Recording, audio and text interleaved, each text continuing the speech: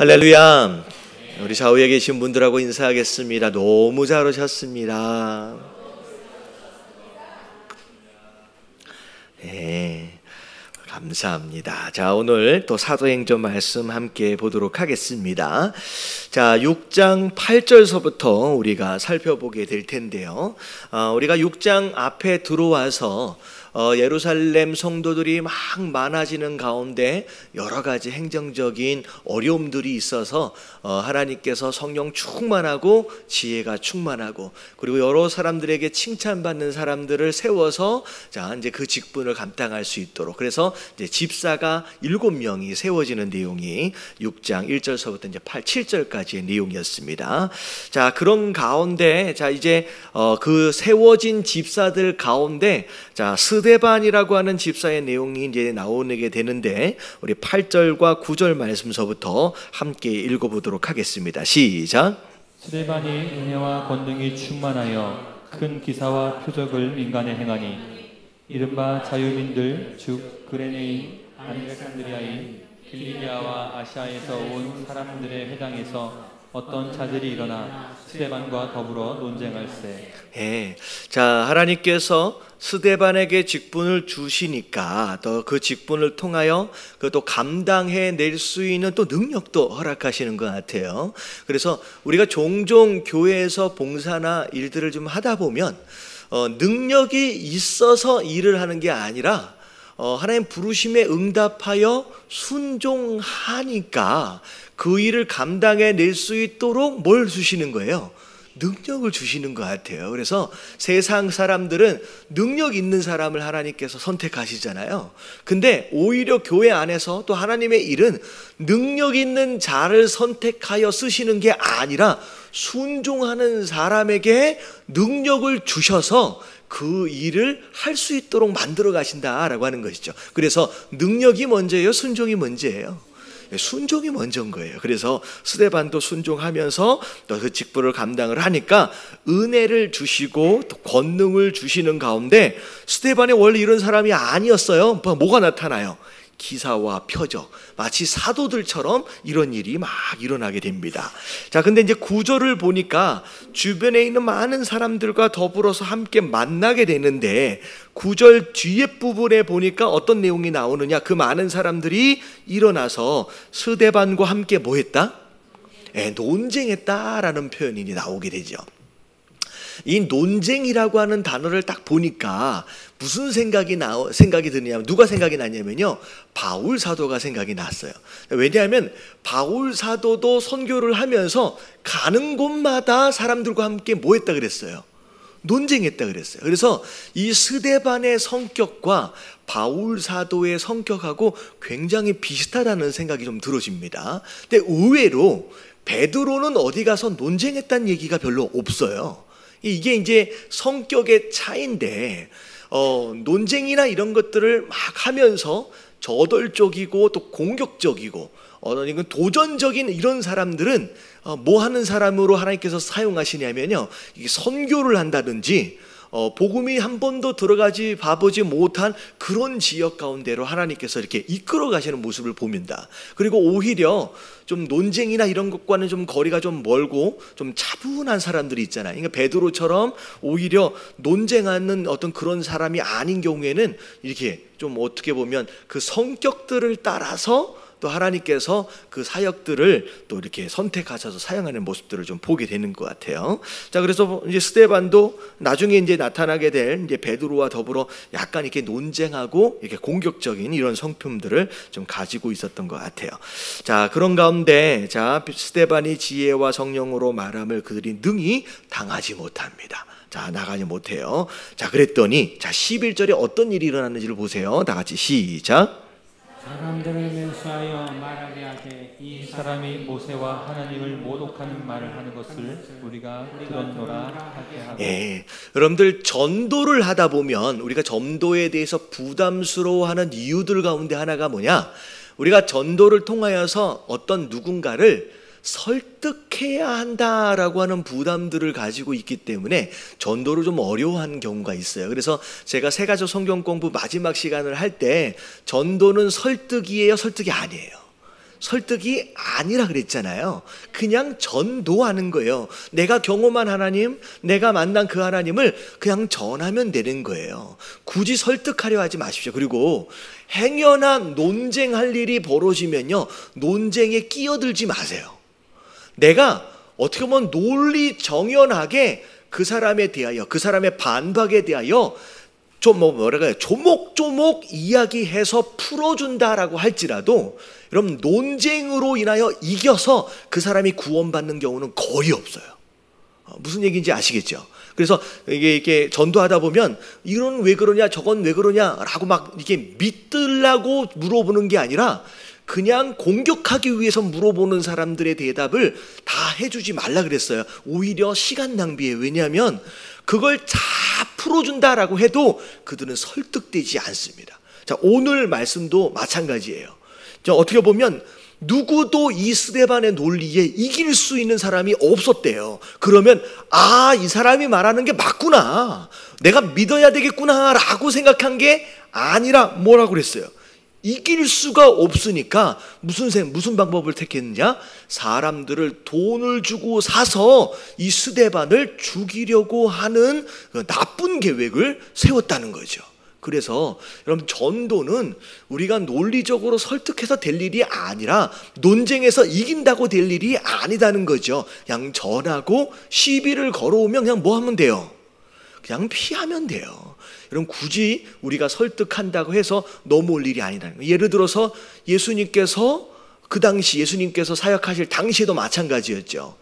마지막 고난주간을 보내실 때 바리새인도 막 공격해오고 사두개인도 막 공격해오고 했을 때 예수님께서 그들을 절대 이기지 못하는 논리를 가지고 반박을 하셨지만 돌아오는 새가 있었다 없었다? 오히려 없이 사실은 예수님을 이제는 더 이상 내버려둬서는 안 되겠다, 죽여야 하겠다라고 하는 방향으로 흘러가 버렸다라는 거죠. 그래서 전도는 절대 설득하는 게 아닐 뿐만 아니라 논쟁에서 이긴다고 해서 그 사람을 구원받게 할 수 있는 게 아니다. 오히려 그럴 시간이 있으면 오히려 다른 사람을 찾는 게 낫고요, 그 자리를 피하는 게 훨씬 더 효과적이다라는 거죠. 그래서 결국은 어떻게 됐어요? 이 스데반이 이제 매수되어진 사람으로 인하여서 이제 공회 앞에 이제 쓰게 됩니다. 자, 그러고 나서 14절에 보니까 자, 뭐라고 이야기를 했느냐? 자, 이제 14절 같이 한번 읽어볼게요. 13절, 14절 이 죄목이 이렇게 된 거예요. 한번 읽어볼게요. 시작. 거짓 증인들을 세우니 이르되 이 사람이 이 거룩한 곳과 율법을 거슬러 말하기를 하지 아니하리라. 자, 일단 거룩한 곳이다라고 하는 건 성전이고 율법이라고 하는 것은 십계명인데 성전과 십계명, 하나님이 주신 것에 대하여 거슬렀다라고 하는 것이 첫 번째 제목이고요. 자, 14절 볼게요. 다 같이 시작. 그의 말에 이 나사렛 예수가 이곳을 헐고 또 모세가 우리에게 전해준 규례를 고치겠다 함을 우리가 들었노라 하거늘. 예, 그래서 성전에 대해서는 이것을 헐어야 된다라고 얘기했다는 거죠. 그리고 율법에 대해서는 이것도 다 고쳐야 된다라고까지 이제 이야기를 했다는 거죠. 근데 어떻게 보면 이 얘기를 한 적이 없죠. 이거는 전혀 다른 얘기인데, 자, 매수되어진 사람들이 거짓 증인으로 세워져서 이런 이야기를 한 거예요. 자, 그래서 공회 앞에 자, 증인들이 막 있어지게 되니까 이 스데반이 위험에 처해 있는 상황이 됐는데 15절 같이 한번 읽어볼게요. 시작. 공회 중에 앉은 사람들이 다 스데반을 주목하여 보니 그 얼굴이 천사의 얼굴과 같더라. 이제 큰일 났거든요. 굉장히 위험한 상황이 된 거예요. 심지어 증인들까지 있잖아요. 그럼에도 불구하고 이 스데반의 얼굴이 어떠했다? 환하게 천사의 얼굴 같았다라고 얘기하는 거예요. 뭐 천사의 얼굴이 어떤 얼굴인지는 뭐 안 봐서 잘 모르겠는데 이 스데반의 얼굴을 천사의 얼굴처럼 봤다라고 하는 것이 어떤 의미겠느냐? 이게 사실은 이런 거예요. 만약에 내가 이러다가 내가 이게 죽는 거 아니야 라고 하는 두려움으로 사로잡혔다라고 한다면 절대 천사의 얼굴일 수가 없었겠죠. 그러니까 천사의 얼굴이다라고 하는 것은 뭐가 없는 얼굴이에요? 두려워하는 마음이 없는 거예요. 그리고 두 번째, 지금 억울하게 붙들려 왔어요. 억울하게 붙들려 왔어요. 그러면 마음 가운데 그 억울함으로 인하여 뭐가 있을 수 있어요? 분노가 있을 수 있거든요. 내가 왜 이런 대접을 받아야 돼? 내가 왜 이래야 돼? 이 마음 가운데 그 억울함으로 인하여 분노가 일어날 수 있는데, 여러분, 분노가 이 스데반 마음 가운데 있었다라고 한다면 천사의 얼굴일 수가 없었을 거라는 거예요. 그래서 천사의 얼굴, 구체적으로 어떤 얼굴인지는 잘 모르겠지만 최소한 이 두 가지가 없는 거예요. 마음에 뭐가 없다. 일어날 상황에 대한, 앞으로 일어날 상황에 대한 두려운 마음이 없고, 지금 이렇게 일어난 상황에 대하여 억울함으로 인하여 분노하는 그런 마음이 없다라는 거예요. 여러분, 이게 믿음인 거예요. 왜 이렇게 이런 일이 일어나 버렸느냐? 왜 이렇게 억울한 일이 일어나 버렸느냐? 내가 재수가 없어서 그런 거냐? 그게 아닌 거예요. 이 모든 일어난 일들이 누가 허락하신 일이다. 그러면 하나님이 허락하신 일이다라고 하는 것에 대한 믿음이 있으면요, 좀 억울할지라도 분노하진 않을 수 있어요. 그리고 앞으로 일어날 일에 대해서도 하나님께서 나를 알아서 하실 거라는 거예요. 하나님 뜻 안에서 나를 지키시든지 어떻게 하시든지 이게 주님의 뜻 안에 있다라고 하는 걸 믿으면 두려워하지 않을 수 있다는 거예요. 그래서 여러분, 믿음을 되게 복잡하게 생각할 수도 있지만 아주 간단하게 생각하면 어떤 일이 일어나도 분노하지 않고 어떤 일이 일어나도 두려워하지 않을 수 있는 그 마음이 믿음이고요. 여러분, 그 마음이 이 안에 있으면요, 무슨 얼굴이 된대요? 여러분, 천사의 얼굴이 된대요. 옆에 계신 분 얼굴 한번 쳐다봐 주세요. 이렇게. 얼굴을 보면요, 얼굴을 보면 그 마음에 뭐가 들어가 있는지가 보이는 거예요. 여러분, 천사의 얼굴을 지금 하고 있으면요, 이 사람은 믿음이 있구나. 두려움도 없고 분노도 없고. 근데 얼굴이 좀 이상한 것 같아. 그러면 이 사람이 천사의 얼굴이 아닌 거예요. 이게 뭔가 문제가 있는 거예요. 그래서 여러분, 얼굴은 이런 거예요. 10살까지의 얼굴은 누가 책임져야 돼요? 여러분, 부모가 책임지는 거예요. 조금 더 잡자고요. 20살까지 얼굴은 부모가 책임지는 거예요. 근데 여러분, 20살 이후의 얼굴은 누가 책임진다? 여러분, 내 책임이에요. 여러분, 책임지시길 주님의 이름으로 축원합니다. 그럼 내 얼굴은요, 20살 이후의 내 얼굴은요, 내 마음과 내 믿음이 만들어가는 거예요. 여러분, 깨달아지시길 주님의 이름으로 축원합니다. 그래서 여기 나오는 천사의 얼굴은 빛이 어떻게 나고 막 그런 얘기가 아니라 그 마음에 지금 뭐가 들어가 있느냐라고 하는 것으로 그렇게 보여진다는 거예요. 이게 놀라는 거예요. 당연히 두려워하는 게 맞고 당연히 억울해서 분노하는 게 맞는데 왜 저런 얼굴을 하고 있지라고 놀라는 상황이 이제 벌어진 거죠. 자, 그리고 나서 그 다음 말씀 보면, 자, 1절부터 3, 4절까지 한번 같이 한번 읽어볼게요. 시작. 대제사장이 이르되 이것이 사실이냐? 스데반이 이르되 여러분 부형들이여 들으소서.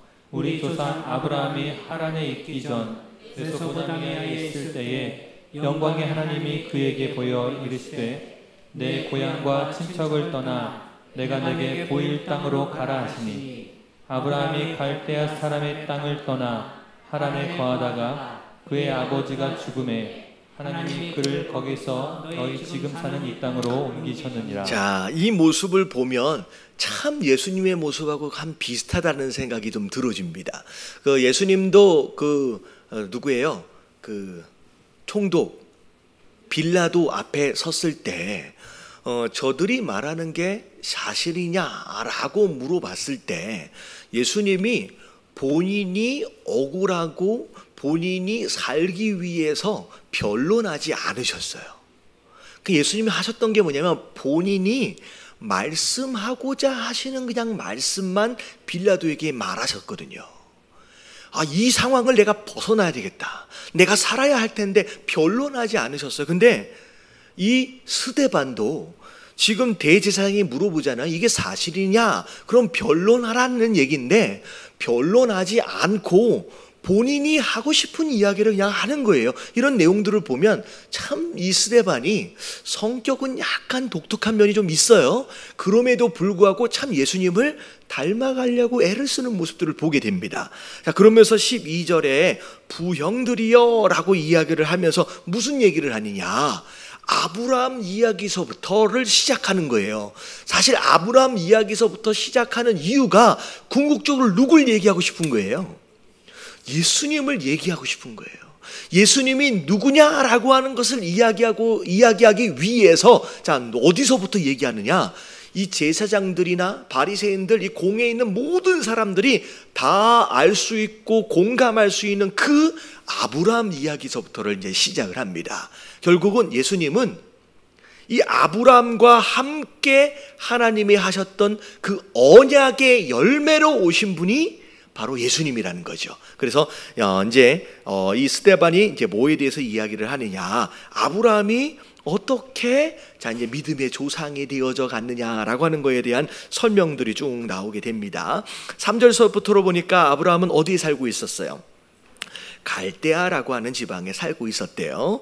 자, 그런데 아브라함이 그 갈대아 지역을 떠나서 하란 땅에 머물러 있다가, 아버지 이름이 뭐예요? 아버지 이름이 데라가 죽자마자 다시 어디로 가요? 하나님께서 허락하신, 지금 우리가 살고 있는 이 가나안 땅으로 하나님의 인도하심을 받아서 오게 되었다라고 하는 것이죠. 자, 그런 가운데 5절에 보니까, 뒤에 부분에 보니까 하나님이 이 아브라함과 더불어 뭘 약속하셨어요? 이 땅을 너희 후손들에게 내가 주겠다라고 약속하셨어요. 근데 중간에 여러 가지 사건들이 있긴 했었지만 그 후손들에게 바로 이 땅을 주는 게 아니라 400년 동안 너희가 이방 땅에 가서 뭐로 살겠는다? 종으로 살게 될 것을 미리 말씀하셨다는 거죠. 자, 그리고 나서 하나님 또 뭐라고 말씀하시냐, 비록 종으로 살게 되지만 하나님이 그 나라를 심판하심으로 인하여 너희가 내 언약과 더불어서 나를 섬길 그 백성들로 다시 자유인이 될 것이다 라고 하는 그런 이야기를 쭉 이제 설명을 하고 있습니다.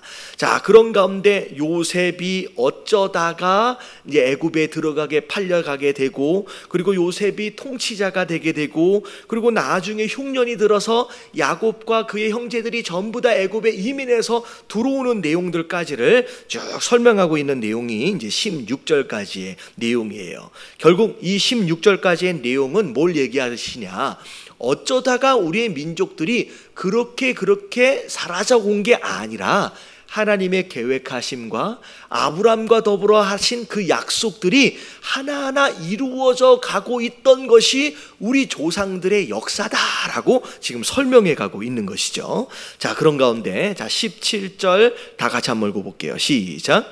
하나님이 아브라함에게 약속하신 때가 가까우매 이스라엘 백성이 애굽에서 번성하여 많아졌더니. 자, 하나님이 약속하신 때가 되어지니까, 그러니까 어떤 일이 벌어졌어요? 애굽에서 번성하여 많아졌대요. 그러니까 이것도 번성하여 많아지는 것조차도 그들의 무슨 생식 능력이 좋았다 뭐 이런 개념이 아니라 다 뭐예요? 어디 안에 있던 거예요? 하나님의 계획과 약속 안에서 이런 게 다 일어나게 되었다는 거죠. 자, 그런 가운데 18절에 보니까, 자, 총리로 있었던 요셉을 알지 못하는 새로운 왕이 이제 등장하게 됩니다. 자, 그것도 사실은 누구의 계획이에요? 이것도 하나님의 계획이에요. 그것으로 인하여 고난이 시작되었어요. 심지어 아들을 낳으면 죽여야 하는 이런 일. 근데 심지어 그 고난마저도 누구 뜻 안에 있었어요? 여러분, 하나님 뜻 안에 있었다는 거죠. 자, 그런 가운데 20절에 보니까, 자, 누가 태어납니까? 자, 앞으로 이스라엘 백성들을 약속하신 그 가나안 땅 안으로 인도해 가야 할 모세라고 하는 사람을 이게 준비하셔서 세우신 과정들이 이제 나오는 거죠. 자, 20절에서부터 나오는 이 모세 이야기는 전체적인 스토리 안에서도 조금 다른 각도로 우리가 좀 생각해 볼 수가 있을 것 같아요.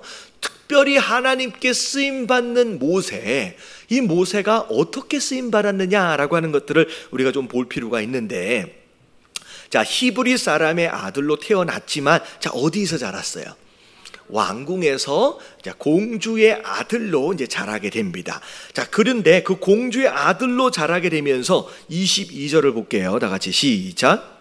모세가 애굽 사람의 모든 지혜를 배워 그의 말과 하는 일들에 능하더라. 자, 모세가 공주의 아들로 자란 그 시절, 40년 동안의 그 청년 시절, 무엇을 경험하고 무엇을 배웠느냐라고 하는 거, 이게 굉장히 중요한 역할을 한다는 거예요. 왜냐하면 어린 시절에 왕자로 자라면서 나라에 대해서 배우고 정치에 대해서 배우고 법에 대해서 배우고, 그러니까 배우고 경험했던 이 모든 것들이 결국 이스라엘이라고 하는 새로운 나라를 세움에 있어서 굉장히 중요한 어떤 능력과 실력들이 되어져 간다는 거죠. 그래서 여러분들이 과거 어떤 경험들과 어떤 배움의 과정들을 거쳐왔느냐라고 하는 것, 이런 굉장히 중요한 것이라는 거예요.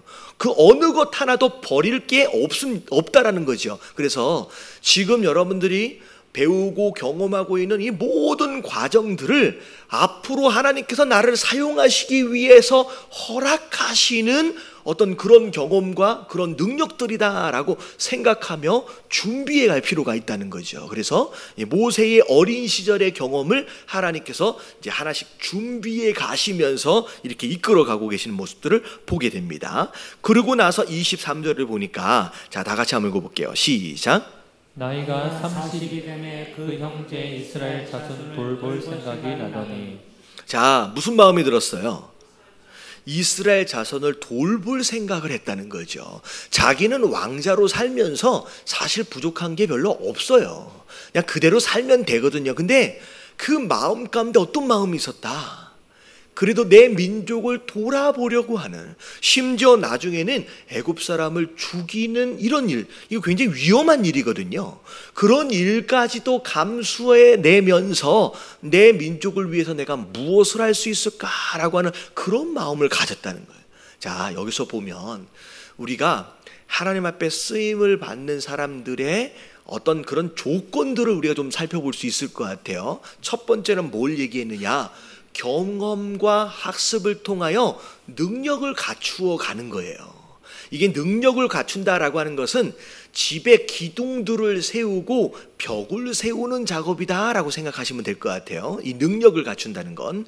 근데 이 기둥과 이 벽을 세우기 위해서 반드시 뭐가 있어야 돼요? 뭐가 있어야 돼요? 기초가 있어야 돼요. 근데 이러면 이 능력과 이 실력을 세움에 있어서의 중요한 기초는 뭐냐면 그 사람의 성품이에요. 여러분, 성품이, 좋은 성품이라고 하는 기초 위에 여러분 이 기둥들을 세우가면요, 이 집이 견고해지거든요. 근데 이 좋은 성품이 없이, 이게 23절에 나와 있는 이게 모세가 가지고 있는 온유함과 좋은 성품이에요. 이 좋은 성품이라고 하는 든든한 기초 위에 세워지지 않으면요, 어느 순간 잘못된 성품으로 집 전체가 무너져 내리는 경우들이 생긴다는 거죠. 그래서 우리 마음 가운데 이렇게 어떻게 보면 민족을 사랑한다, 또 하나님의 뜻을 분별하여 그 같은 마음을 품는 이런 좋은 성품들, 이게 기초가 되어질 필요가 있다라고 하는 거예요. 자, 그리고 나서 자, 이제 뭐가 중요하느냐? 자, 마음도 좋은 성품이 있었어요. 실력도 있었어요. 자, 그러다 보니까 스스로 내가 이 백성을 누가 구원할 수 있다 생각했어요? 내가 구원할 수 있다, 내가 무엇인가 할 수 있다는 생각이 들어진 거죠. 그래서 이제 실수하게 됩니다. 하나님께서 그 모세를 또 훈련하시기 위해서 이 모세를 좀 먼저 살인자가 되는 과정을 통하여서 미디안 광야로 도망치도록 하세요. 자, 그래서 이 미디안 광야에서 도망을 가서, 자, 몇 년 동안 있었어요? 30절에 보니까 40년 동안 미디안 광야에서 도망자로 살게 됩니다. 심지어 나이 80에 자기 소유의 양이 없이 장인 어른의 양을 치는, 어떻게 보면 무능력할 만큼 보일 정도로 그런 모습으로 80살을 살게 되는 거죠. 그것을 통하여 하나님이 40년 동안 뭘 훈련하신 것이냐? 내가 할 수 있다라고 하는 그 교만한 마음이 내려놔지고 나는 아무것도 할 수 없다. 누가 하시는 거예요? 하나님만. 철저하게 하나님만 할 수 있는, 스스로 겸손해질 수 있는 그런 마음의 자세가 된 거예요. 그래서 겸손을 세 번째 훈련하시는데, 집을 지을 때, 자 정리해 볼게요. 머릿속에 그려보세요. 기초가 뭐라 그랬어요? 성품이에서, 좋은 성품. 자, 기둥과 벽은 뭐라 그랬어요? 경험을 통하여 쌓아져가는 능력이에요. 자, 그 다음에 하나님이 겸손 훈련을 하시는데, 이 겸손은 뭘까요? 그러면 이 겸손이 이 집의 마지막 부분, 이 지붕이 되어집니다. 그래서 겸손한 마음으로 지붕을 딱 씌우면요, 그때부터 비가 오고 뭐가 와도요 새지를 않는 거예요. 여러분, 교만한 마음이 있으면요, 비가 오면요 그냥 주룩주룩 다 새는 거죠. 그래서 마지막 집의 완성은 우리 안에 무엇으로 되어져야 되냐? 겸손한 마음으로 지붕을 딱 세우는 거예요.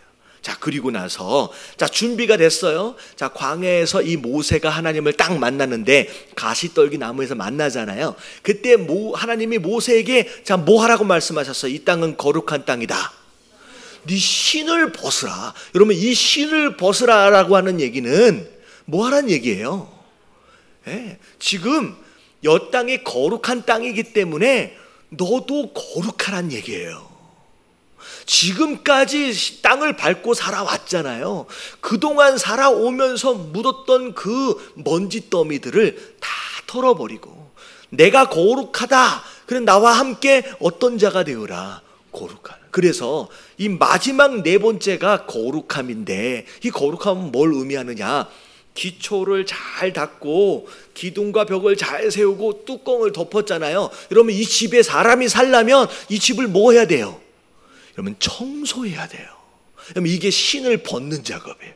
그래서 이 안이 깨끗하게 청소되어질 수 있으면 그때 하나님이 이 집을 사용하실 수 있게 되어진다라는 거죠. 그래서 비록 중간에 나오는 이 모세 이야기지만, 이 모세가 어떻게 쓰임 받았느냐라고 하는 것을 보시면서 여러분, 네 가지를 여러분 잘 준비해 가시길 주님의 이름으로 축원합니다.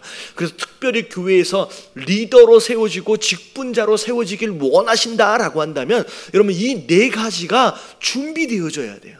여러분, 지금부터 준비되어져야 돼요. 자, 시험 볼게요. 첫 번째, 자, 뭘 갖춰야 돼요? 여러분, 좋은 성품.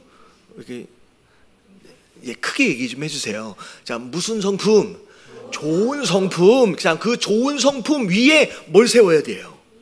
여러분, 능력을 세워야 돼요. 여러분, 경험을 바탕으로 하나님께서 주시는 학습과 교육을 통하여 우리가 능력을 갖춰야 됩니다. 그 다음에 뭐 해야 돼요? 무엇으로 지붕을? 겸손으로 지붕을 세우고, 그 다음에 쓰기 위해서 안에를 뭐 해야 된다? 청소해야 된다. 거룩하게 회개함으로 깨끗하게 잘 정돈해서 하나님 앞에 쓰임받는 거룩한 하나님 집 되어지시길 주님의 이름으로 축원합니다. 자, 그랬는데, 자, 그렇게 모세를 통하여서 하나님은 이스라엘 백성들을 인도해 가시려고 했는데 자, 어떻게 했어요? 35절을 보니까 같이 한번 읽어볼게요. 시작.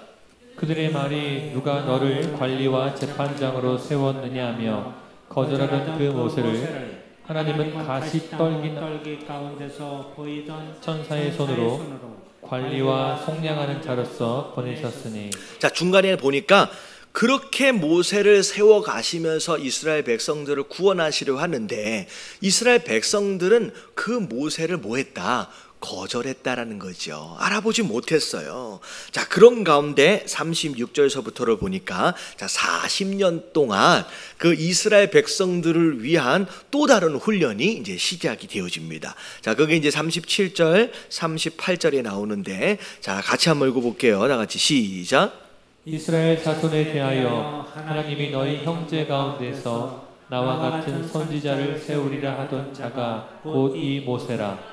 시내산에서 말하던 그 천사와 우리 조상들과 함께 광야 교회에 있었고 또 살아있는 말씀을 받아 우리에게 주던 자가 이 사람이라. 자, 이 모세를 선지자로 이제 세우셨는데, 특별히 광야에서 훈련하시는 가운데 이 스데반이 광야에서의 훈련되어지는 그 과정을 이 38절에 뭐라고 얘기하느냐? 광야 교회라고 부르는.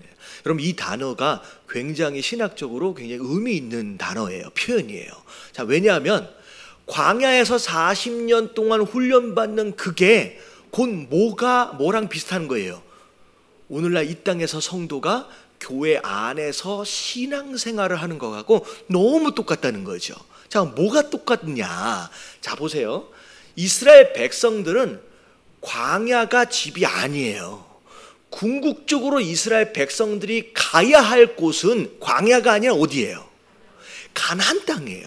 다시 말하면 광야는 지나가는 길이라는 거죠. 종착역이 아니라는 거예요. 다시 말하면 이 땅을 사는 우리 성도들은, 그러면 이 땅이 종착역이 아니라 뭐하러 가는 거예요? 지나가는 거예요. 우리가 있어야 할 본향, 진짜 우리 집은 어디에 있다? 여러분, 이 땅에 있는 게 아니라 저 하늘에 있는 것이라는 거죠. 여러분, 이게 굉장히 중요한 개념이에요. 많은 사람이 마치 광야가 내 집인 것처럼, 여러분, 광야는 살려면 그냥 뭘 짓는 거예요? 잠깐 있다가 갈 초막을 짓는 것이고 천막을 치는 곳이에요. 근데 많은 사람들이 마치 이 땅이 그 땅인 것처럼, 내 본향인 것처럼 자꾸 여기다가 뭘 지으려고 그래요? 의리의리한 성을 지으려고 애를 쓴다는 거죠. 하나님 뭐라고 말씀하시냐? 이 땅은 지나가는 곳이다. 자꾸 이 땅에다가 의리의리한 성을 지으려고 하지 말라는 거예요. 네가 지어야 할 성은 이 땅에 있어야 될 게 아니라 어디 있어야 된다? 저 하늘에 있어야 된다는 거죠. 여러분, 우리의 마음을 여러분 이 땅에 두지 마시고, 여러분 우리가 무엇을 짓는다라고 할지라도 여러분 이 땅이 아닌 여러분 저 천국에 지으시게 되길 주님의 이름으로 축원합니다.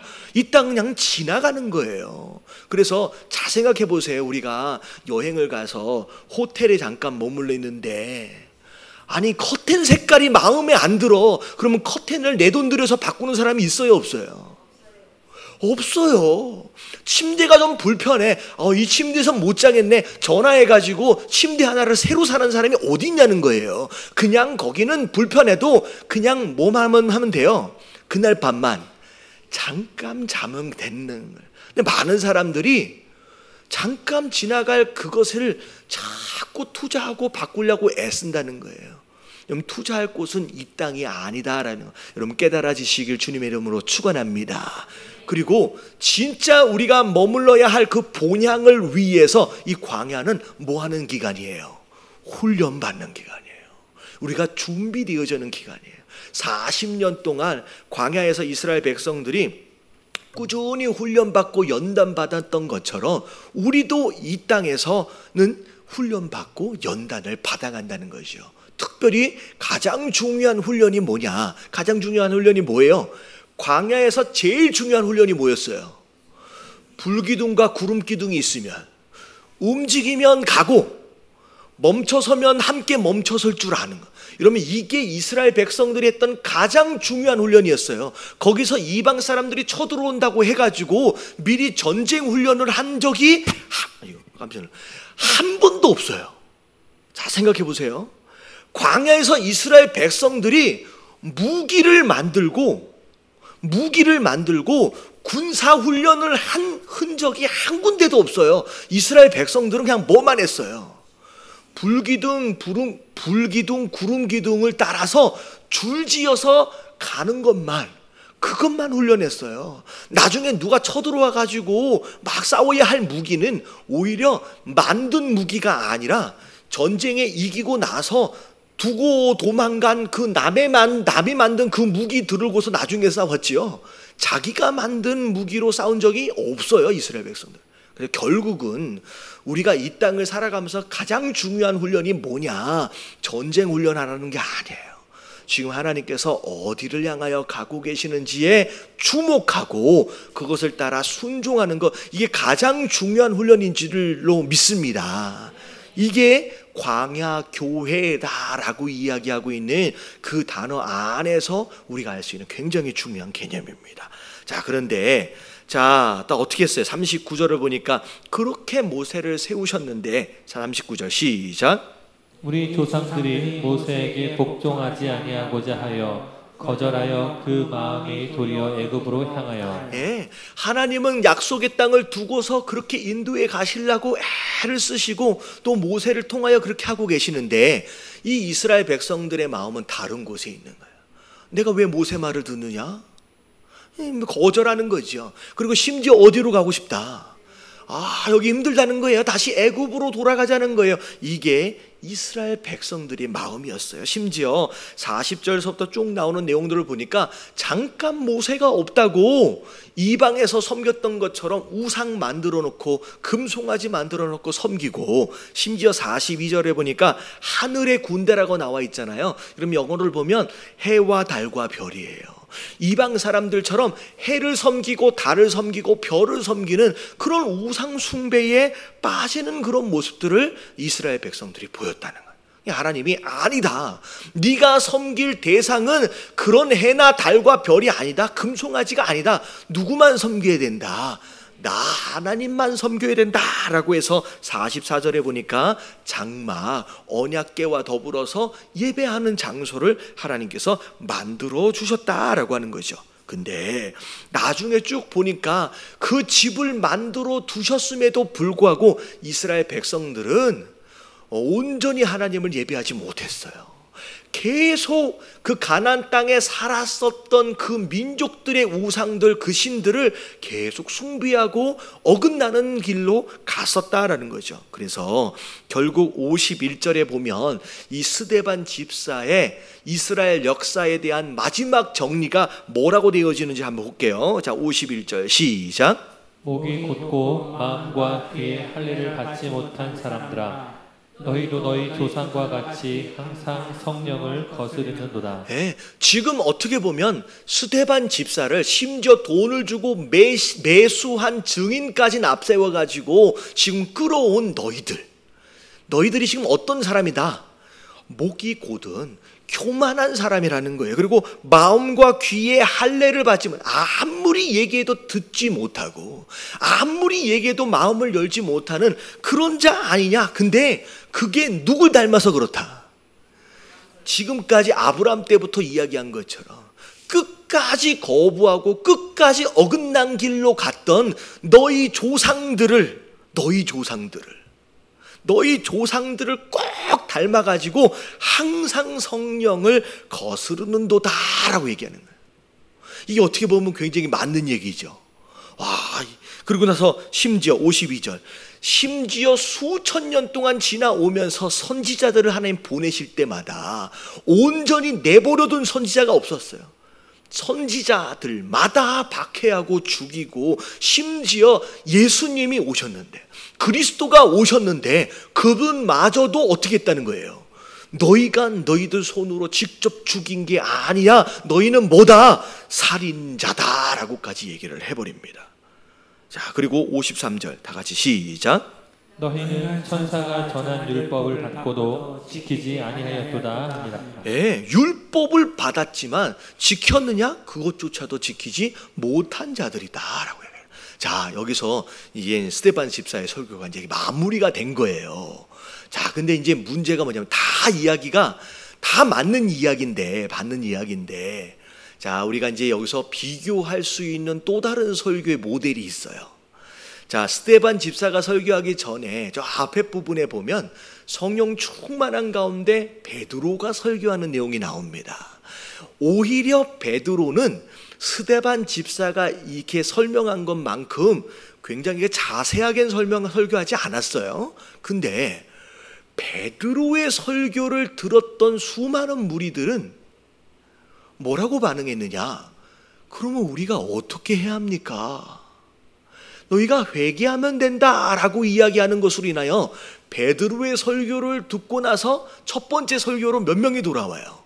3,000명이 돌아와요. 두 번째 설교를 하고 나서 몇 명이 돌아와요? 5,000명이 돌아와요. 그러니까 설교한 것으로 인하여 많은 사람이 회개하고 하나님께로 돌아오는 역사가 일어납니다. 근데 스데반 너무 설교를 잘했어요. 자, 근데 이 설교가 마치자마자 54절 같이 한번 읽어볼게요. 자, 다 같이 시작. 그들이 말을 듣고 마음에 찔려 그를 향하여 이를 갈거든. 자, 어때요? 마음에 찔린 것까지는 베드로의 설교랑 똑같아요. 근데 마음에 찔렸는데 뭘 가기 시작했어요? 이를 분노하게 됩니다. 나중에 이야기를 보면 스데반이 여기서 순교를 당하게 돼요. 비슷한 설교를 했지만 한 명도 돌아오지 못해요. 한 명도 회개하지 못하고 오히려 스데반은 여기서 순교를 당하게 돼요. 도대체 비슷한 설교였는데 뭐가 달랐느냐라고 하는 걸 보면, 자, 베드로는 자, 마지막에 예수를 죽였다라고 할 때 베드로는 뭐라고 얘기하느냐? 지금 너희가 예수를 죽였는데 어떻게 죽였느냐? 너희가 예수가 누군지 알았어요, 몰랐어요? 몰랐기 때문에 죽였다는 거예요. 이 베드로의 마지막 부분에 대한 가장 중요한 표현이에요. 비록 너희들이 죄를 지었지만, 심지어 그리스도를 죽는 데 내어 주었지만 너희가 실수한 게 맞아요. 그럼에도 불구하고 베드로는 뭘 얘기하냐면 너희가 알지를 못해서 실수한 것이다 라고 얘기를 합니다. 그랬더니 그러면 우리가 이런 실수를 어떻게 합니까? 라고 반응하는 거예요. 근데 이 스데반의 마지막 부분의 설교를 보면, 자 보세요, 51절을 잘 보세요. 목이 곧고 마음과 귀에 할례를 받지 못한 사람들아, 너희도 너희 조상과 같이 항상 성령을 거스른도다. 다시 말하면 사실 이 아브라함도 마찬가지고 그 전에 있던 수많은 조상들은 누구의 조상이에요? 여러분, 스데반도 그들의 후손이거든요. 근데 스데반은 마지막 부분에 뭐라고 얘기하겠어요? 목이 곧고 마음과 귀에 할례를 받지 못한 이 모습이 우리의 조상이라고 얘기하지 않아요. 그냥 뭐라고 얘기해요? 너희의 조상이다 라고 모든 죄의 짐을 탁 떠넘기면서 그저 이 이야기를 듣고 있는 사람을 그냥 뭐 한 거예요? 정죄해버렸어요. 그러니까 똑같은 설교, 비슷한 설교를 했지만 정죄하는 것으로 인한 설교는 결국은 어떻게 돼버렸어요? 네, 분노만 일으키고 한 명도 돌아오지 못했어요. 여러분, 이게 굉장히 의미 있는 내용이에요. 자, 보세요. 자, 아까 전에 앞에 말씀드린 것처럼 하나님께서 그 사람의 성품을 따라 그 성품에 맞게끔 하나님께서 그 사람을 사용해 가십니다. 베드로는 그 베드로의 성품을 따라 사용하세요. 스데반의 설교를 성품을 따라 사용하세요. 바울도 마찬가지고요. 이 장면에서 우리가 잠깐 머리 안에 들어오는 인물이 또 누구냐면 세례 요한도 마찬가지예요. 근데 여러분, 성품을 따라 사용하시는데 세례 요한도 약간 비슷해요. 이 스데반하고 비슷해요. 이 두 사람이 어떤 점에서 비슷하냐면 이런 사람 있잖아요. 목에 칼이 들어와도 뭐 한다? 할 말은 한다라는 성격을 가지고 있어요. 여러분, 이 성격을 가지고 있는 사람, 결국은 이 세례 요한도 어떻게 됐어요? 그 헤롯한테 막 가가지고 막 얘기하다가 거기서 순교당했어요. 스데반도 막 이 사람 앞에서 막 얘기하다가 한 명도 못 따르고 거기서 순교당했어요. 자, 첫 번째, 세례 요한의 죽음도 스데반의 죽음도 여러분, 하나님의 계획하심과 섭리 안에 있습니다. 자, 이건 확실해요. 자, 잘 들으셔야 돼. 섭리 안에 있어요. 근데 저는 개인적으로 볼 때 이왕 하나님께 쓰임 받을 바에는 여러분, 이렇게 세례 요한처럼 막 이러다가 스데반처럼 막 이러다가 그냥 한 번에 가는 그런 종류의 일로 쓰임 받고 싶지는 않는다라는 생각이 좀 들어지는 거예요. 무슨 얘기인지 좀 아세요? 이게 좀 되게 어려운 얘기인데 그냥 이렇게 가고 싶으세요? 아니야. 여러분, 이렇게 가는 건 참 너무 허무하다는 생각이 좀 들어지는 거예요.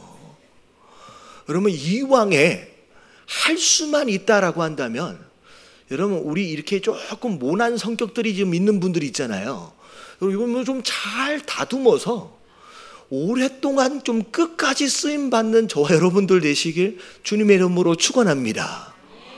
좀 그런 생각이 들었어요. 근데 여러분들 나는 그런 거 아니다, 나는 그냥 순교라도 당할란다, 여러분 그렇게 하시면 할 수 없어요. 그냥 가는 거예요. 근데 개인적인 입장에서 본다면 여러분 설교를 해놓고선, 기껏 설교해놓고선 한 명도 못 따라오고 그냥 죽임을 당하는 것보다 3,000명씩 5,000명씩 돌아오는 그런 베드로로 쓰임받는 것이 훨씬 더 낫지 않겠느냐라는 생각을 해봤습니다. 그래서 여러분들 종종 우리가 보면 교회 안에서도 가정 안에서도 하나님 말씀에 순종하는 것으로 인하여 부딪히면 어쩔 수 없지만 나름대로 우리 마음 가운데, 성품들 가운데 좀 다듬어지지 못한 이런 모난 부분으로 인한 그런 갈등들과 그런 부딪힘들은 우리가 좀 피할 수 있는 것이 지혜가 아니겠느냐라는 거예요.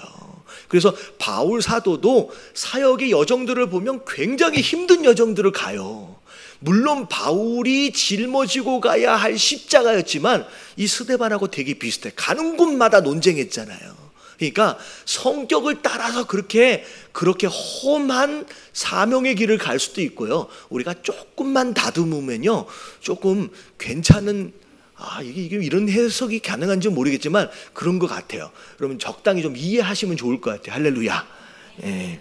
제가 뭔 얘기를 하려고 하는지를 아시겠죠? 예.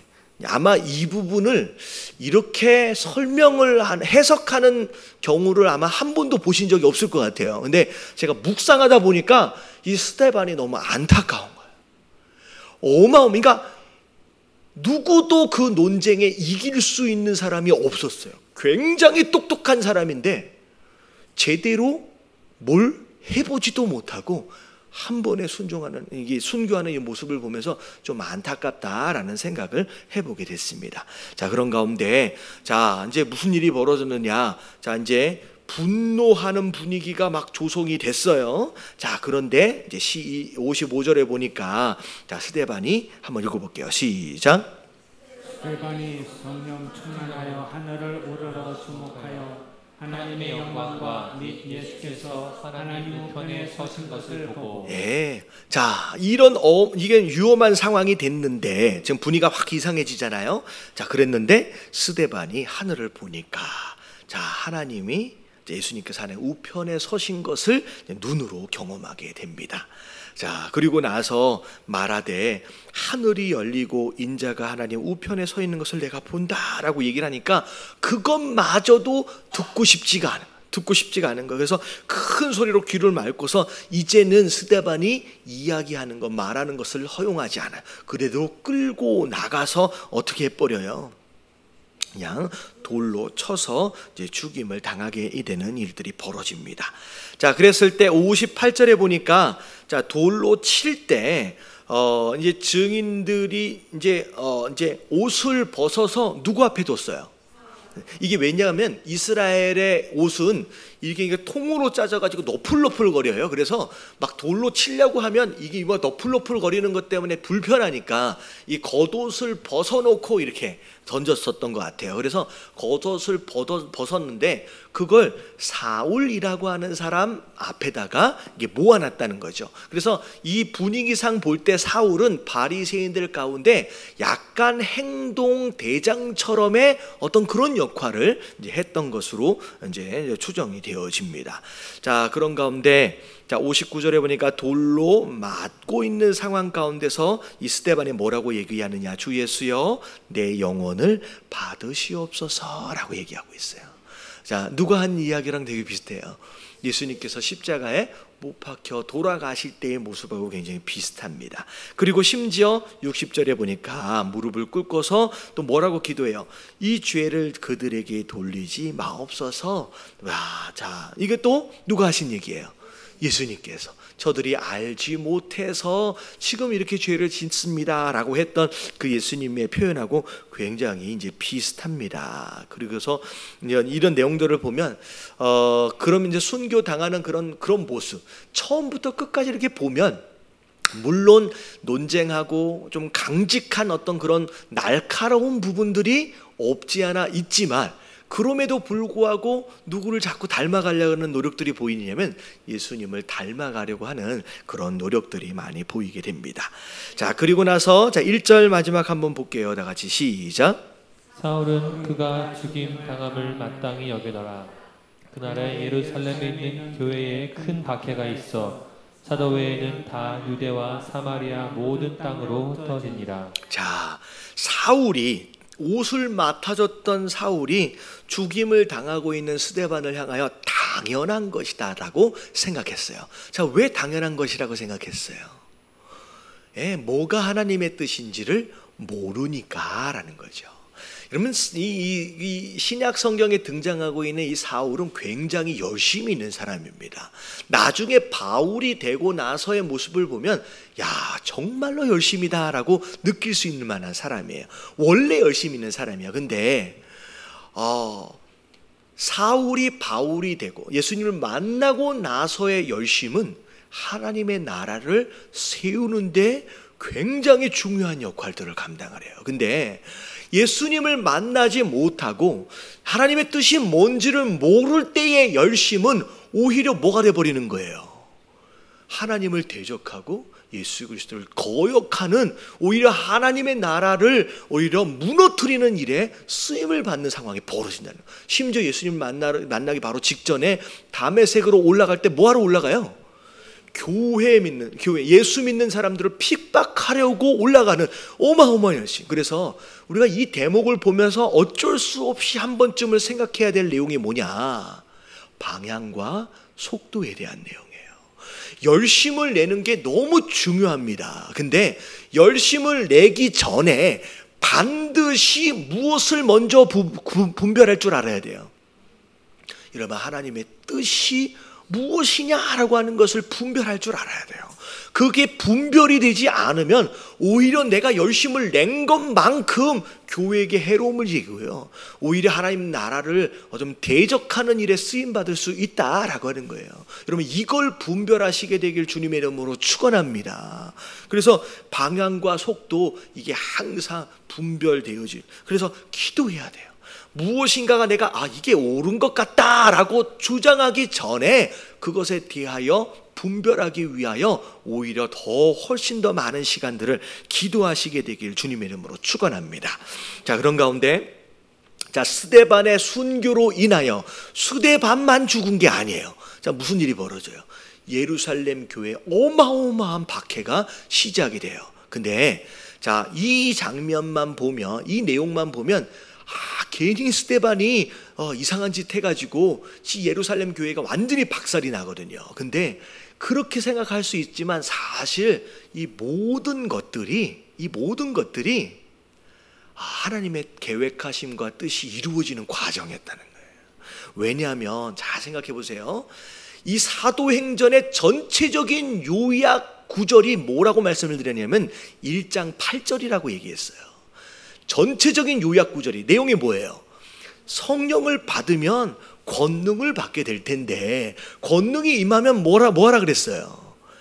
예루살렘과 온 유대와 사마리아와 땅끝까지 이르러 내 증인이 되리라 라고 말씀하셨잖아요. 여러분, 이게 사도행전의 전체적인 줄거리예요. 근데 분명히 성령이 임하셨어요. 그래서 권능도 받았어요. 그리고 나서 예루살렘에 최소한 10,000명 가까이의 성도로 어마어마하게 부흥하는 일들이 벌어졌어요. 여러분, 10,000명이면 오늘날의 10,000명 교회면요, 메가 처치 중에서 초메가 처치예요. 그러니까 어마어마하게 부흥했어요. 근데 단 한 명도 유다를 향하여, 사마리아를 향하여 나가요, 안 나가요? 아무도 안 나가는 거예요. 오히려 너무 많은 사람들이 예루살렘 교회에만 몰려 있으니까 무슨 일이 벌어지느냐? 행정적으로 불편하고 사고들이 벌어지는 거예요. 그래서 그 일들을 감당하기 위해서 막 집사를 막 많이 세워야 되는 일들까지 벌어지는 거예요. 결국은 나가야 되는데 나가지 않고 예루살렘에 계속 머물러 있는 그 상황들을 하나님께서 어떻게 하시는 거예요? 스데반의 순교를 통하여 이제 흩으시기 시작하는 거예요. 여러분, 이 스데반의 죽음으로 인하여 드디어 선교가 시작되어지게 돼요. 그러니까 원래 하나님의 마음은, 목적은 선교하는 교회였어요. 근데 선교를 해요, 안 해요? 지금 안 하고 있는 거예요. 예루살렘 교회가 안 하니까, 선교를 안 하니까 그 교회를 하나님 어떻게 해버리세요? 박살을 내버려요. 그래서 어쩔 수 없이 선교하는 교회가 되도록 만들어 가십니다, 이 순교를 통해서. 그래서 저는 이 말씀을 보면서 이런 박살이 나기 전에 빨리 나가야 되는 줄로 믿습니다. 여러분, 이게 지혜로움인 것 같아요. 이렇게 순교 당하면서 이런 일 벌어지기 전에 나가는 것이 맞는 거예요. 그래서 자, 교회에 큰 박해가 있어서 자, 누구만 남아요? 사도들만 남고, 다 유대와 사마리아와 온 땅까지 진짜 그 말씀 그대로 이제 흩어지기 시작합니다. 자, 그래서 이게 이제 성경에 보면 이런 거예요. 사도행전 1장 8절의 말씀이 어디서 이루어지느냐? 8장 1절에서 이제 이루어지게 되는 거죠. 자, 그리고 실제로 어떤 일이 일어나는지 한번 보세요. 자, 2절서부터 자 4절까지 한번 읽어봅니다. 시작. 평범한 사람들이 스데반을 장사하고 위하여 크게 울더라. 사울이 교회를 참멸할새 각 집에 들어가 남녀를 끌어다가 옥에 넘기니라. 그 터진 사람들이 두루 다니며 복음의 말씀을 전할세. 예, 사울이 교회를 잔멸했다라고 하는 거, 이 잔멸이라고 하는 것은 이 보통 이제 쓰지 않는 단어인데 얼마나 부서뜨렸냐면 요만한 조각도 남김이 없이 완전히 부서뜨렸다는 거예요. 사울이 그 일의 주동자가 되어져서, 그래서 심지어 예루살렘에 남아있는 남자나 여자들은 오히려 끌어다가 옥에 가두는, 어쩔 수 없이 갇히지 않도록 하기 위해서는 이제는 떠나야 되는 상황이 벌어집니다. 자, 4절에 보니까 흩어진 사람들이 자 흩어지기만 하고 끝났으면 안타깝지만 자, 흩어졌어요. 그리고 뭐 했어요? 두루 다니며 복음의 말씀을 전할세. 그래서 이제 예루살렘이 이제는 어쩔 수 없이 이제 선교하는 그런 교회가 되어지게 됩니다. 그래서 우리 교회가 참 감사하고 참 다행인 것 같아요. 자, 이전 2년 한 반 정도 쭉 지나오면서 어떻게 보면 예배도 조금씩 안정되어져 가고, 또 하나씩 제자들도 하나씩 세워져 가고, 이제 또 리더십들도 하나씩 세워져 가는 이 상황 안에서 이제 하나님께서 명령하심을 따라서 유대를 향하고 또 사마리아를 향하고 또 어디를 향하는 거예요? 땅끝을 향해서 이렇게 선교하러 나가는 이런 모습들, 여러분, 이게 하나님께서 정말로 이 교회를 세우신 목적과 이제 방향성인 줄로 믿습니다. 그래서 너무 감사한 것 같아요. 그래서 지난주에도 우리 파라과이 선교 때문에 많은 분들이 동참도 해주시고, 파라과이나 우리 탄자니아나 여러분 많이 기도해 주십시오. 그래서 앞으로도 여러 가지 선교의 활동들을 통하여서 진짜 의미 있고 진짜 하나님을 기쁘시게 해드리는 그런 교회가 이 예담교회가 되어야 할 줄로 믿습니다. 그리고 지난번에 제가 우리 리더 훈련 때 그런 말씀을 드렸어요. 그 남 선교하러 나가는 거 구경만 하지 말자고, 계획을 좀 세우자고. 그래서 최소한 2-3년 안에 나도 한번 나가보겠다라고 여러분 한번 계획을 세워보시길 주님의 이름으로 축원합니다. 아멘을 네 분 정도만 하죠. 여러분, 세워보시길 주님의 이름으로 축원합니다. 여러분, 하나님 앞에 한번 해보세요. 그리고 한번 나갔다 오면 내 삶의 질이 달라져요. 이게 나갔다 오신 분들이 하나같이 하는 얘기예요. 나갔다 오면 내 삶의 질이 달라지고요, 내가 내 삶을 바라보는 내 시선도 달라지게 돼 있어요. 그리고 정말로 행복해질 수 있습니다. 한번 해보시면 좋을 것 같아요. 자, 그리고 자 이제 5절을 보니까 이제 사마리아로 빌립이라고 하는 집사가 이제 선교를 나가게 되면서 활동 상황들이 좀 나아가지게 됩니다. 그래서 빌립도 집사였거든요. 자, 이제 복음을 전하니까 이 앞에 나왔던 스데반처럼 막 표적도 나타나고 기적도 막 일어나게 됩니다. 사마리아 사람들은 유대인들을 별로 싫어했는데 그 유대인이 전하는 그 복음의 말씀을 막 듣고서 이제 믿기도 하면서 막 따라가게 됐어요. 자, 근데 9절에 보니까 시몬이라고 하는 사람이 등장하는데, 여러분, 이 시몬은 원래 뭐 하는 사람이었대요? 이 마수라는 사람이었어요. 여러분, 이 마수라는 사람, 이 마수를 한다고 다 나쁜 사람은 아니에요. 그래서 여기 직업이 마술사인 사람들이 있거든요. 근데 이 마수라는 게 다 나쁜 사람이 아닌데 이 사람은 나쁜 사람이에요. 왜냐하면 마술을 하는 것으로 말미암아 사람들로부터 어떤 사람이다라고 칭함을 받았느냐? 큰 자다, 가장 큰 자다라고 칭함을 받았어요. 근데 심지어 자기는, 이게 마술이 다 속임수잖아요. 자기는 속임수인 줄 알거든요. 근데 다른 사람들은 모르잖아요. 근데 나타나는 이 기적과 희한한 현상들에 대하여 하나님이 능력을 주신 것으로 얘기를 했어요.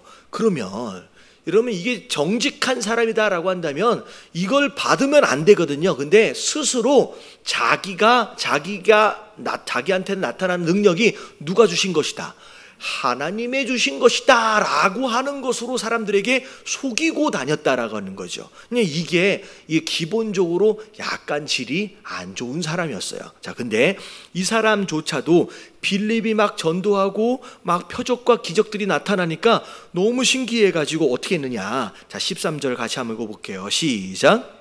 시몬도 믿고 세례를 받은 후에 진심으로 빌립을 따라다니며 그 나타나는 표적과 큰 능력을 보고 놀라니라. 네, 자, 믿기도 하고요, 세례도 받았어요. 그리고 전심으로도 빌립을 따라갔어요. 할 건 다 했어요. 근데 이 사람이 지금 빌립을 쫓아다니게 된, 뭐라 그럴까요?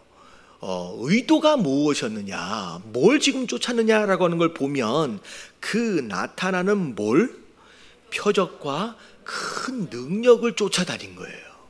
다시 말하면 믿기는 믿었고 쫓아도 다니기는 하는데 지금 뭘 믿고 쫓아다니는 것이냐? 눈에 보이는 표적과 눈에 보이는 능력만을 쫓았다는 거죠. 여러분, 이것만을 쫓는 성도들이 있어요. 어디에서 뭐 병이 낫는다더라, 어디에서 희한한 일들이 일어난다더라, 그러니까 그거 신기해가지고 쫓아다니는 사람들이 많은데, 여러분, 그걸 쫓는 사람들이 위험하다라고 얘기할 수밖에 없는 이유가 바로 이거예요. 지금 이 시몬의 믿음은 건전하고 온전한 신앙이 아니라 표적만 구하고 능력만 구하는 그런 모습이 되었다는 거죠. 그래서 자, 우리가 여기서 좀 알아야 될 게 뭐냐면, 같이 교회 안에 나와 있고 같이 예배를 드리고는 있지만 우리의 신앙의 의도와 목적이 뭐냐라고 하는 것을 점검할 필요가 있어요. 나중에 보면 이 시몬이, 이 뒤를 보면요, 나중에 베드로가 막 능력을 막 사람들에게 성령을 주는 것을 보면서 그 능력을 뭘로 살라 그랬어요? 돈으로 살라 그랬어요. 다시 말하면 이 시몬은 처음부터 이 땅의 것을 위해서, 이 땅의 이목과 이 땅에서의 영광을 위해서 이 신앙이라고 하는 것을 자꾸 이용하려고 했던 사람이었다는 거죠. 그래서 결국은 나중에 어떻게 되느냐, 돈으로 살려고 하는 이 모습으로 인하여서 베드로한테 엄청 심하게 혼을 나게 됩니다. 그래서 우리가 신앙생활을 하면서 예배를 드리면서 내가 이렇게 예배를 나 드리고 있는데 이 목적이 뭐냐? 그저 내가 이 땅에서 누릴 수 있는 그 부귀영화 자체만이 어떤 의도이고 그게 목적이다라고 한다면 우리가 시몬처럼 잘못된 방향으로 우리 신앙이 흘러가질 수 있다라고 하는 거. 그래서 우리의 신앙의 의도와 목적을 좀 돌아보실 수 있는 저와 여러분들 되시길 주님의 이름으로 축원합니다. 그래서 여기는 광야예요. 자꾸 이 땅에 뭘 세우고 뭘 짓고 하려고 하는 것에 너무 집착하지 마시고 우리의 마음을 어디에 두라? 하늘에 두실 수 있는, 그래야 건강해질 수 있다라고 하는 거예요. 자, 그리고 나서 자, 오늘 25절까지만 볼 거예요. 자, 아까 지금 얘기해 드렸던 대로 자, 이제 이 시몬이 이제 그렇게 되어지는데, 자, 이제 사도들이 예루살렘에서 이 소식을 들어요. 사마리아에 있는 사람들이 막 말씀을 받고 영접하는 일들이 벌어졌다 라고 하는 이야기를 이제 듣게 됩니다. 그래서 예루살렘에서 베드로와 요한이 이 사마리아를 이제 방문하게 되는데, 자, 15절, 16절 같이 한번 읽어볼게요. 시작. 그들이 내려가서 그들을 위하여 성령 받기를 기도하니 이는 아직 한 사람에게도 성령 내리신 일이 없고 오직 주 예수의 이름으로 세례만 받을 뿐이더라. 예, 빌립도 능력이 있거든요. 근데 빌립도 능력이 있어서 기적도 나타나고 표적도 나타나는데 그럼에도 불구하고 굳이 하나님께서는 베드로하고 요한이라고 하는 사도를 보내셔요. 보내셔서 성령으로 받도록 하시는 그 일에서만큼은 누굴 사용하세요? 빌립이 아니라 이 사도 되어진 자를 사용하셨다라고 하는 거죠. 근데 이게 이제 뭐에 대한 내용이냐? 역할에 대한 내용이에요. 어떻게 보면 능력도 있어요. 충분히 할 수도 있지만 하나님께서 마치 구약에 왕이 할 일과 제사장이 할 일을 구분하셨던 것처럼 여러분 신약시대 교회 안에서 비록 왕 같은 제사장이다라고 말씀하시기는 하지만 직분자, 이 집사 되어진 자와 아니면 이 사도 되어진 자가 할 수 있는 영역들을 분명히 하나님께서 구분해 주셨다는 거죠. 그래서 이것을 통하여 교회의 질서를 세워가시는 모습들을 우리가 보게 됩니다. 그래서 그동안에는 그냥 말씀만 받았어요. 그냥 병만 고쳐졌어요. 근데 사도들이 와서 안수를 하니까 그때 뭘 받기 시작해요? 성령을 그때서야 이제 받기 이제 시작합니다. 자, 그러면서 이제 시몬 이야기가 아까 앞에 나왔던 돈 주고 살려고 했던 그런 내용이 나와요. 자, 그래서 오히려 돈 주고 그 능력을 살려고 했다가 한바탕 혼나고 너는 마음이 바르지 못하다, 관계도 없고 너는 이제 받을 분깃도 없다 해서 막 혼나요. 근데 베드로의 장점이 22절 항상 혼을 내놓고선 뭐라 그래요? 그러므로 너는 이 악함을, 자 22절 같이 한번 읽어볼게요. 시작. 그러므로 너는 이 악함을 회개하고 주께 기도하라. 꼭 마음에 품은 것을 사하여 주시리라. 네, 베드로의 장점이에요. 베드로의 설교의 마지막은 항상 뭘로 끝나요? 회개하라. 이런 거죠. 그 한국 속담에 쥐도 궁지에 몰리면 뭘 물어요? 고양이를 물어요. 그러니까 스데반의 설교는 어떻게 해요? 궁지로 딱 몰아버리니까 뭐 한 거예요? 물어버린 거예요. 근데 이 베드로는 어떻게 해요? 몰았는데 이게 도망칠 구멍을 하나를 내주는 거예요. 그게 뭐예요? 비록 너희가 죄를 졌지만 회개하며 하나님 용서해 주실 것이다 라고 하는 그 길을 열어주는 거예요. 그래서 여러분들 누구랑 같이 이야기를 할 때 여러분 궁지에 몰아넣지 마세요. 그럼 반드시 물리게 돼 있어요. 그렇게 하면 안 돼요. 그래서 딱 회개할 수 있게끔 연약함을 인정하면서 나아갈 수 있게끔의 길을 열어주는 것도 굉장히 지혜로운 것 같아요. 이 베드로가 참 이런 지혜로움이 있는 것 같아요. 우리가 좀 본받을 필요가 있습니다. 자, 그랬더니 24절에 보니까 다 같이 한번 읽어볼게요. 시작.